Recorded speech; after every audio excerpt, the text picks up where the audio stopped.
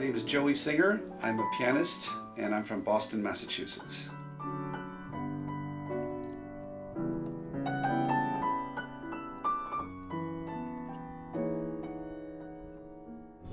I actually don't recall a time in my life when I wasn't playing the piano. My mother was a professional singer. Her father, my grandfather, was a professional pianist.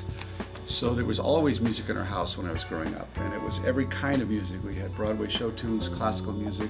I was into rock and roll, and later got into jazz piano playing, but everything was represented, and there wasn't a time when there wasn't music going, so I have no recollection of not playing. I just looked at the piano as a toy.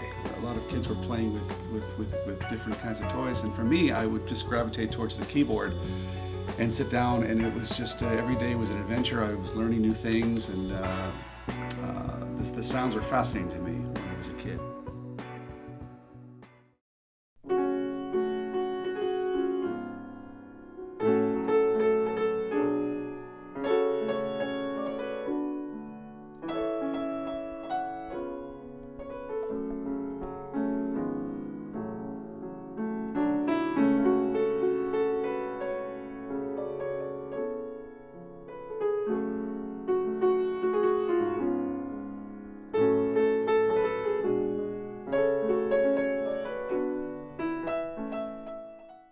I feel like it's a calling to play. It's when I wake up in the morning, it's the first thing I want to do, and sometimes I'll be playing for hours, and time literally suspends, and I just love it. It's a passion for me, and I think it always will.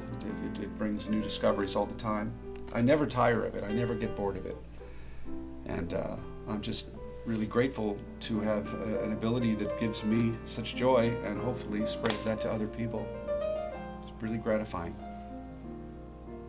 I think I would like people to remember me as being someone who, as a musician, who is supportive and gives of himself completely to support whatever the situation is. I truly love to accompany other people, and a lot of musicians like to play solo. I enjoy playing solo, but for me the real joy is to make music with others.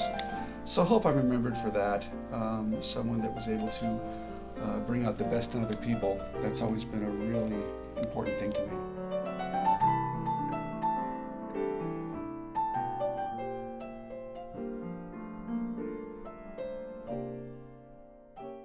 I've always marveled at the fact that you can get just as much fulfillment playing for one person as playing a place with 10,000 people. Because it's all about connecting to the soul. So it doesn't matter the numbers of people that are actually there. It can just be one person tapping their foot or giving you a smile, and you know you're connected. That's what gives me the joy. And that's all that music is a conversation. That's all that it is. So it's about being open, keeping your heart open, keeping your ears open. And oddly enough, in my case, I find if I shut the conscious part of my mind off, I do a lot better. It's when I start thinking about what I'm doing that it doesn't go as well for me. Then you start to preconceive what you're trying to do, or you're thinking of, what's this person thinking of me right now? How are they reacting? And that totally blocks the musical flow. So what you try to do is clear your brain of all of those thoughts and just let it all flow freely.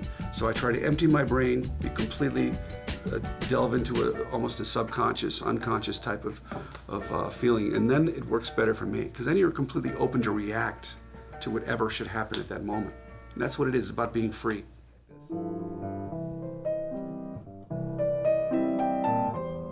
Now it's 3 in the morning.